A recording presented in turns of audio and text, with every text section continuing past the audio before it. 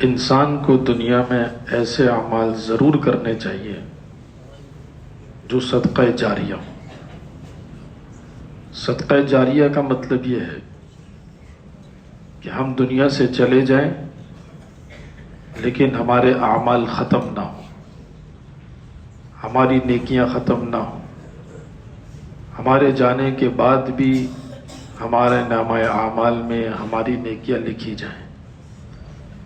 اور یہ صدقہ جاریہ کیا ہے، اس بارے میں حضور اکرم صلی اللہ علیہ وسلم نے مختلف اعمال بیان فرمائے۔ ان مختلف اعمال میں ایک عمل حضور اکرم صلی اللہ علیہ وسلم نے اور ایک چیز جو بیان فرمائی ہے وہ ہے اولد صالح یدعو لہ، نیک اولاد جو انسان کے جانے کے بعد اس کے لیے دعائیں کرتی رہے۔ اور نیک اولاد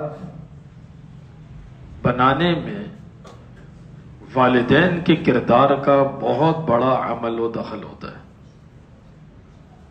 اور والدین کی ذمہ داریوں میں سے ایک ذمہ داری بھی اللہ تعالیٰ نے یہ دی ہے کہ دینی تربیت، دین کا شعور، آخرت کی فکر اور دین کی تعلیم اپنی اولاد کو دینا، تاکہ ان کو پتہ چلے کہ مجھے زندگی کیسے گزارنی ہے، اللہ کے کیا احکامات ہیں، حضور اکرم صلی اللہ علیہ وسلم کی کیا تعلیمات ہیں۔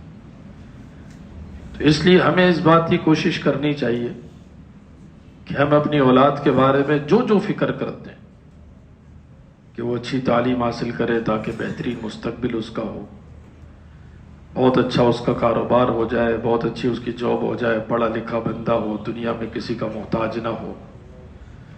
تو یہ ساری فکریں اور اس کی ضروریات بہت اچھے سے پوری ہو جائیں، اس کی تمام خواہشات پوری ہو جائیں۔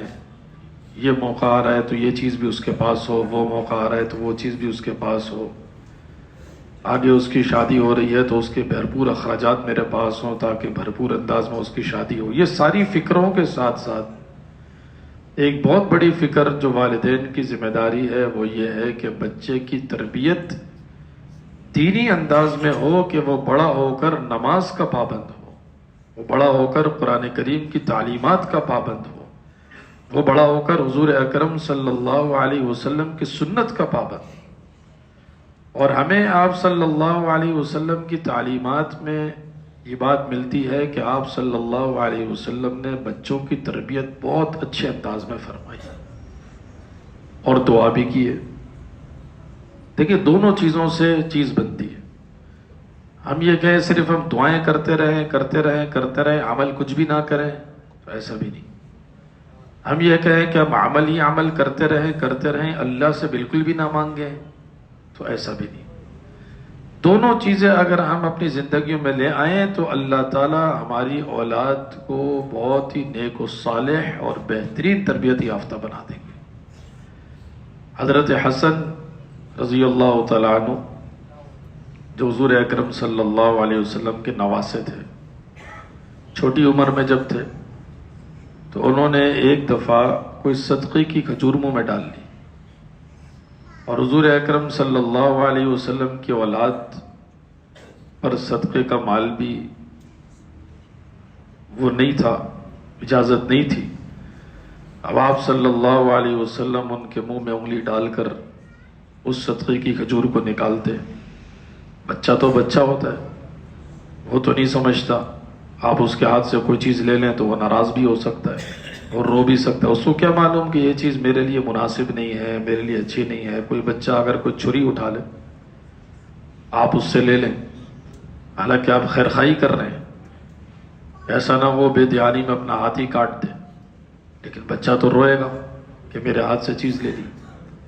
حضور اکرم صلی اللہ علیہ وسلم لوگوں کی، بچوں کی نفسیات کو جاننے والے، اور آپ علیہ الصلوۃ والسلام نے تربیت کا بہترین انداز، جہاں جس موقع پر جو تربیت مناسب تھی حضور اکرم صلی اللہ علیہ وسلم نے وہی تربیت فرمائی۔ آپ علیہ الصلوۃ والسلام نے فوراً کہا کخن، کہ حسن اس کو تھوک دو، تو بچے نے فوراً سے تھوک دیا۔ اور آپ علیہ الصلوۃ والسلام نے اس کے منہ سے وہ کھجور نکلوا دی۔ دیکھیں یہ نہیں سوچا کہ یہ تو ابھی چھوٹا سا بچہ ہے۔ ہمارے یہاں معاشرے میں اور ہماری اولادوں میں خرابی کا ایک بہت بڑا ذریعہ یہ بن جاتا ہے کہ ابھی تو بچہ ہے، بچے کو کیا منع کریں۔ بچہ موبائل ہاتھ میں استعمال کر رہا ہے اور پورا پورا دن لے کے بیٹھا ہوا ہے، اور ہم نے کہا ابھی تو بچہ ہے، بچہ ناراض ہو جائے گا، بچہ روئے گا، بچہ پریشان ہو جائے گا، دے دو۔ دے دے دے دے کر اتنی بڑی اور اتنی پختہ عادت بچوں کی بن گئی کہ وہ کہیں کے نہیں رہے اور صرف موبائل کے ہو گئے۔ دیکھیں ہر زمانے کا ایک فتنہ ہوتا ہے۔ ہم جس دور سے گزر رہے ہیں اس دور کا ایک بہت بڑا فتنہ جو ہے نا وہ موبائل کا غلط استعمال ہے اور انٹرنیٹ کا غلط استعمال ہے، ہر طبقے کے اور ہر عمر کے افراد کے لیے، اور خصوصاً ہمارے چھوٹے بچوں کے لیے کہ جن کی عادت ہم بچپن سے ہی بنا رہے ہیں کہ بور ہو رہے ہو تو موبائل ہاتھ میں لے لو، اور کوئی کام نہیں ہے تو موبائل ہاتھ میں لے لو اور اس میں گھنٹوں لگے رہو۔ آج گھنٹوں لگا ہوا ہے، بڑا ہو کر پتہ نہیں وہ کتنا لگا رہے گا، وہ کسی کام کا نہیں ہوگا، وہ صرف اور صرف موبائل کا ہوگا۔ اس لیے حضور اکرم صلی اللہ علیہ وسلم نے ہمیشہ تربیت میں اس بات کو نہیں دیکھا کہ بچہ ہے رہنے دو، بچہ ہے جبھی تو تھوڑی سی سختی کر کے تربیت کرنی ہے کہ بچہ سیدھا ہو جائے گا تو وہ بڑا ہو کر ہمیشہ سیدھا ہی رہے گا، اور بچہ خراب ہو جائے گا تو وہ ہمیشہ بڑا ہو کر خراب ہی رہے گا، اور قصوروار ہم ہوں گے کہ ہم نے اگنور کیا یہ کہہ کر کے بچہ ہے چلنے دو۔ آپ 7 سال کا بچہ دیکھیے گا اپنے گھر میں کہ کتنا چھوٹا سا لگتا ہے 7 سال کا بچہ، لیکن حضور اکرم صلی اللہ علیہ وسلم نے یہ نہیں فرمایا کہ بلوغت کے بعد چونکہ احکامات ذمہ فرض ہو جاتے ہیں، بندہ بالغ ہو جاتا ہے تو وہ احکامات کا مکلف ہو جاتا ہے، پابند ہو جاتا ہے، تو بلوغت کے بعد بچوں کو نماز پڑھایا کرو، نہیں، بلکہ بلوغت کے آنے سے 6-7 سال 8 سال پہلے سے آپ علیہ الصلوۃ والسلام نے فرمایا کہ مروا اولادکم بالصلاۃ وهم ابناء 7۔ بچہ 7 سال کا ہو جائے تو اس کو صرف نماز کے فضائل سنا کر صرف ترغیب نہیں دو کہ بیٹا نماز پڑھنی چاہیے، نماز پڑھنا بہت اچھی بات ہے، نماز پڑھنے سے بہت ثواب ملتا ہے، نہیں، 7 سال کا ہو جائے تو اس کو آرڈر کرو، اس کو حکم کرو کہ نماز پڑھنی ہے، نماز پڑھنی پڑے گی، اس لیے کہ 7 سال سے عادت بنے گی تو بچہ بڑا ہو کر نمازی بنے گا، ورنہ بچہ بڑا ہو کر نمازی بن جائے یہ بہت مشکل کام ہو۔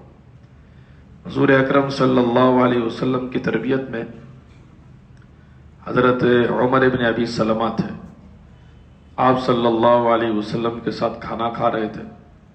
اب دیکھیں بچوں کی عادت ہوتی ہے پلیٹ میں کبھی یہاں سے کھائیں گے، کبھی وہاں سے کھائیں گے، کبھی وہاں سے کھائیں گے، اور یہ آداب کے خلاف ہے۔ شریعت کی تعلیمات یہ ہے کہ جب ایک پلیٹ میں اور ایک تھال میں 2-3 افراد بیٹھے ہوئے ہوں تو انسان اپنی طرف سے کھائے۔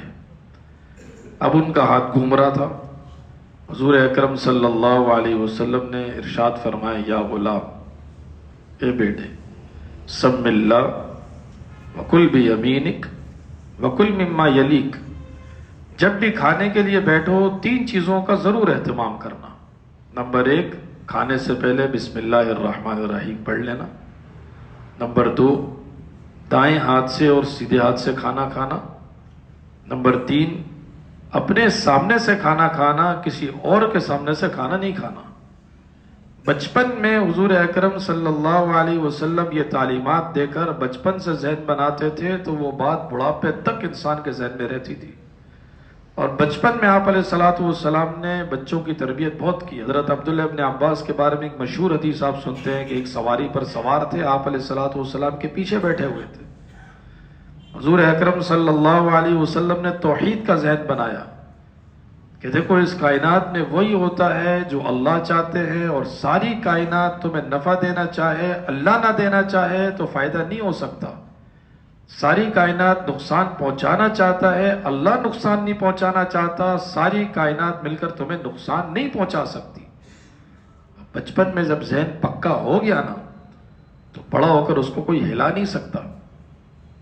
ایک صحابی تھے، چھوٹے تھے، حضرت رافع، وہ کسی جگہ درخت پر پتھر مار رہے تھے۔ دیکھیں درخت پر پتھر مارنا نقصان دہ ہوتا ہے۔ کسی درخت پر آپ نے پتھر مارا، کسی اور کو لگ گیا، اس کو نقصان ہو گیا۔ کسی درخت پر پتھر مارا، کسی گھر میں جا کر لگ گیا، شیشہ ٹوٹ گیا۔ حضور اکرم صلی اللہ علیہ وسلم نے فرمایا بیٹا کیا کر رہے ہو؟ انہوں نے کہا میں اس سے پھل توڑ رہا ہوں۔ آپ علیہ الصلوۃ والسلام نے فرمایا کہ دیکھو جو خود گر جائے نا نیچے تو اس کو کھا لینا، اور ان کے سر پر ہاتھ پھیرا اور فرمایا اللہم اشبع بطنہ، یا اللہ اس کا پیٹ بھر دے۔ اس پر محدثین نے لکھا ہے کہ آپ علیہ الصلوۃ والسلام نے صرف یہ نہیں کہا پتھر نہیں مارو، کیوں مار رہے ہو؟ آپ علیہ الصلوۃ والسلام نے 3 کام کیے۔ نمبر 1 متبادل بھی بتلایا، نمبر 2 شفقت کا ہاتھ بھی سر پر رکھا، اور نمبر 3 آپ علیہ الصلوۃ والسلام نے ان کے لیے دعا بھی کی۔ مولانا احمد علی لاہوری صاحب رحمۃ اللہ علیہ سے کسی نے پوچھا تھا کہ آپ کی اولاد نیک کیوں ہے؟ کیا ایسا عمل ہے، کیا ایسا وظیفہ ہے، کیا ایسا آپ کا کام ہے کہ آپ کی اولاد نیک ہے؟ دیکھیں ہر انسان یہ چاہتا ہے کہ میری اولاد نیک و صالح ہو۔ انہوں نے کہا 2 کام میں نے کیے ہیں، ان 2 کاموں کی وجہ سے میری اولاد نیک ہے۔ نمبر 1 ہمیشہ ان کو حلال کما کر کھلایا ہے، حرام کبھی ان کے منہ میں نہیں ڈالا۔ جو اپنی اولاد کو حرام کھلاتا ہے اس کی اولاد نیک و صالح نہیں ہوتی، اس کی اولاد باغی اور نافرمان ہوتی ہے۔ تو پہلی چیز یہ ہے کہ ہمیشہ حلال ان کو کما کر کھلائے۔ نمبر 2 ہمیشہ اپنی نمازوں میں ان کے لیے دعا کی ہے ربنا ہب لنا من ازواجنا وذریاتنا قرۃ اعین وجعلنا للمتقین اماما، کہ یا اللہ میری اولاد کو، میرے گھر والوں کو میرے لیے آنکھوں کی ٹھنڈک بنا دے۔ جب میں گھر میں آؤں میری اولاد میرے سامنے کوئی بھی کام کرے زندگی میں مجھے خوشی ہو، پریشانی نہ ہو کہ میرے بچے کیا الٹا کام کر رہے ہیں، میرے بچے کیا کرتے ہیں، کیا کس کام میں لگے ہوئے ہیں، نہیں، میرے لیے آنکھوں کی ٹھنڈک بنا دے۔ ابھی دعائیں کب کیا کرتے تھے نماز کے اندر؟ دیکھیں کوئی بھی ہم نماز پڑھ رہے ہوں، سنت پڑھ رہے ہوں، نفل پڑھ رہے ہوں، ہم جب نماز کا اختتام کرتے ہیں اتحیات میں بیٹھتے ہیں، اتحیات پڑھیں، درود شریف پڑھیں، درود شریف کے بعد کچھ مسنون دعائیں ہیں، مثلا رب اجعلنی مقیم الصلاۃ ہم نے پڑھ لیا، ربنا آتنا پڑھ لیا، اسی طرح اللہم انی ظلمت نفسی ظلما کثیرا پڑھ لیا، تو اس میں یہ دعا بھی شامل کر لیں۔ قرآن کریم کی بہترین دعا اپنی اولاد کی فرما برداری کے لیے کہ ربنا ہب لنا من ازواجنا وذریاتنا قرۃ اعین، میرے بیوی بچوں کو یا اللہ میری آنکھوں کی ٹھنڈک بنا دے، وجعلنا للمتقین اماما، یا اللہ مجھے متقیوں کا پیشوا بنا دے۔ اللہ تعالیٰ اس کی برکت سے گھرانہ ہمارے لیے مثال جنت بنا دے۔